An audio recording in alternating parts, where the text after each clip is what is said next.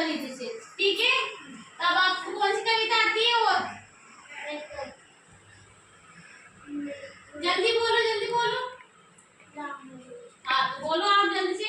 राम बड़े वीर थे, राम बड़े वीर थे, लड़ने में रणवीर थे, लड़ने में रणवीर थे, जाके रावण मारा था, जाके रावण मारा था, शत्रु को बचा रहा था, शत्रु को बचा रहा था, सीता उनकी रानी थी, सीता उनकी रानी थी, भारत की महारानी थी, भारत की महारानी थी, मैं भी राजा राम बनूंगा, मैं भी राजा राम बनूंगा, पढ़ लिख कर ज्ञान बनूंगा, पढ़ लिख कर ज्ञान बनूंगा।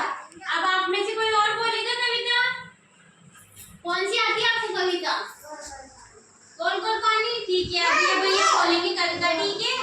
गोल गोल पानी में मेरी रानी, वो मेरे राजा, बनता है ताजा सोने की राजा, उल्लू बटाया